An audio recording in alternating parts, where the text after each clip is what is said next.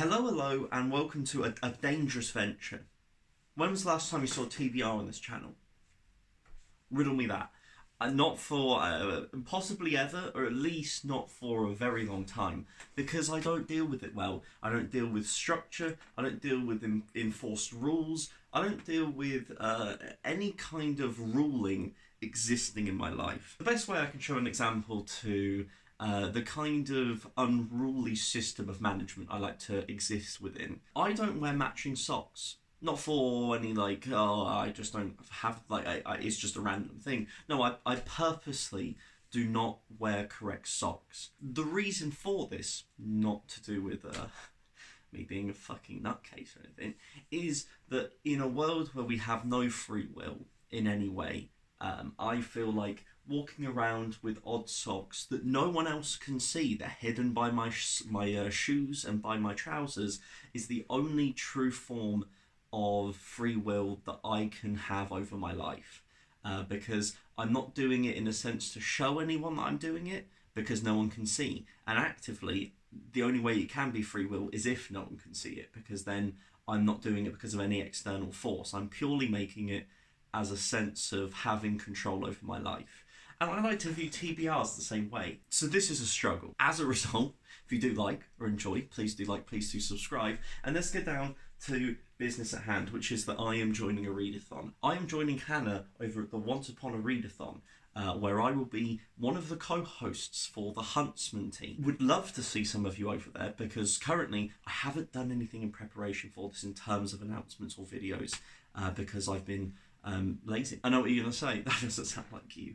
And I know I'm usually extremely punctual. I never disappear for any amount of time. I'm always attending and perfectly on time. But Hannah was lovely enough to invite me, along with a lot of very other fantastic booktubers.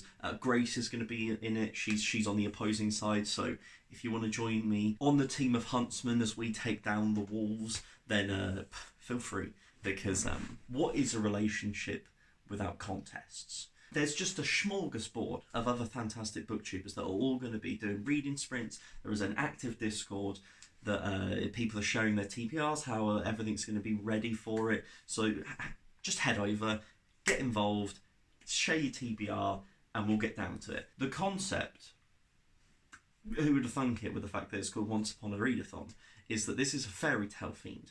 We, as a protagonist, are going through and completing missions, completing quests, as we journey on our mission to find the apple that will give us eternal life. Us and our team, we're like Eve. We're after that knowledge. We're sick bastards out to corrupt everything. And at least that's how I'm viewing it, as my RPG version of this. If you want to watch, Hannah does a much better version of explaining this, of course, because it's her rules. But just to give the lowdown, there are 5 steps. There'll be a couple of things dotted in and out, but the idea is that there are 5 steps with 3 checklist things that you're looking for within the book that you're reading. You don't have to do all of them. You can just do 1, etc.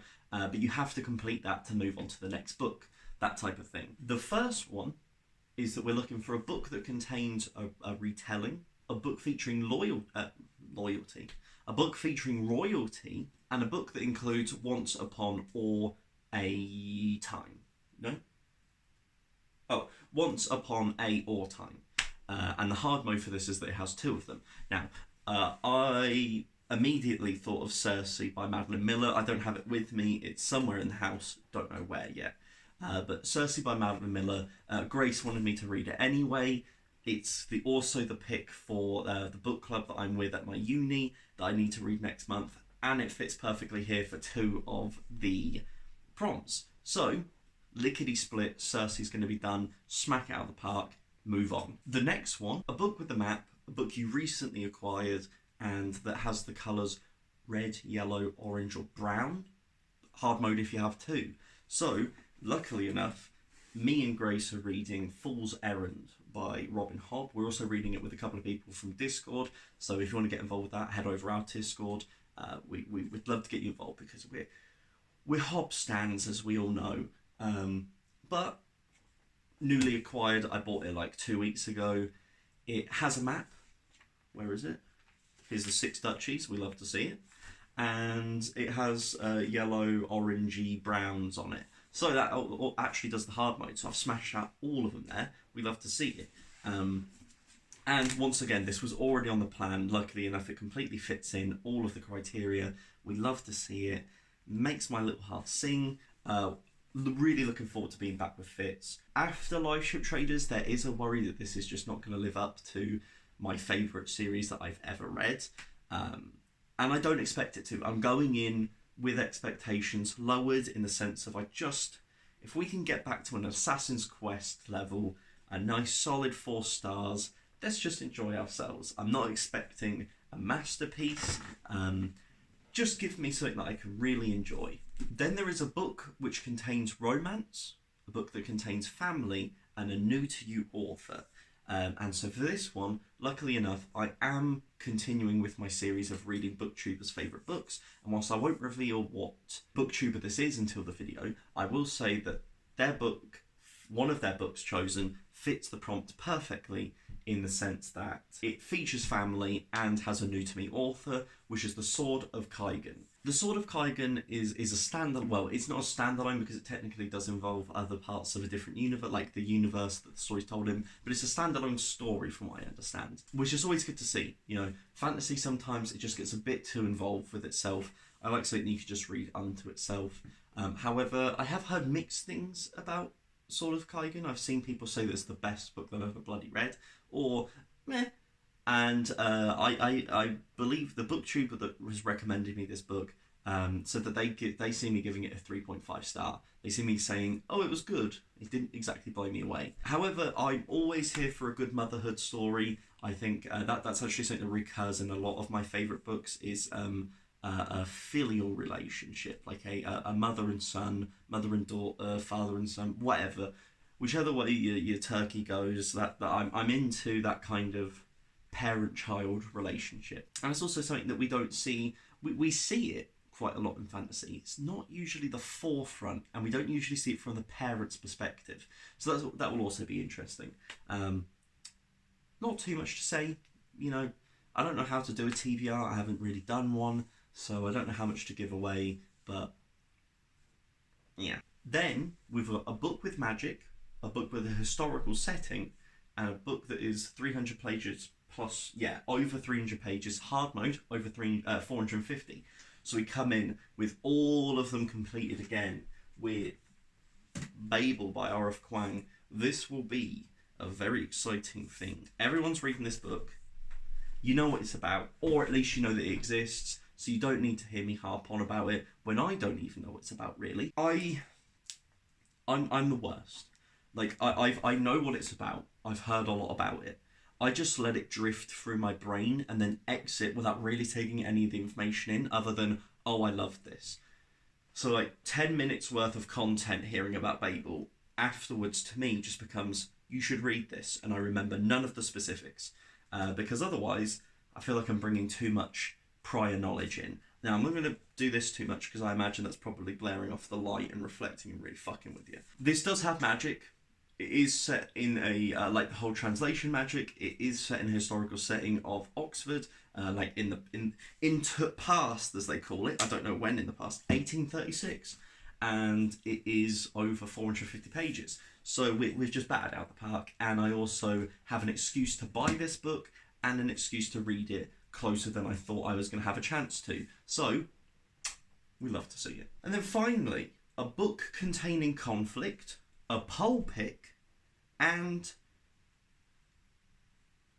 a book featuring an unlikable or morally grey character. Now, I have two here, so I'm going to set up a couple of polls. One I'll do over on Instagram, one I'll do on my Discord, one I'll do in this video. So in the comments section, you can tell me which one out of these two you would prefer me to read. Spoiler alert, I will read both of them because I'm going to. One of them is a Patreon read. The other one is a buddy read that I'm doing with Grace. So these will happen. However, I want the points, son. The first one is The Stone Sky by N.K. Jemisin, last book in the Broken Earth trilogy. Really enjoyed this series. Both have been 4 stars so far. Really excited to finish it. It's been a very successful first Patreon buddy read of a series. Thoroughly enjoyed it. But whilst we're here, thank you very much to my Patreons. your continued support astounds me and arouses me. Nah, that's not a good phrase. Spurs me to continue, as it were. But yeah, we've reached the end. I'm not going to tell you pretty much anything to do with this because it's the third book. You don't want that spoiled. However, solid 4 stars for the first 2. And I've heard a lot of very good things about the last book in particular. So here's hoping we can push up into that 5-star tasty boy.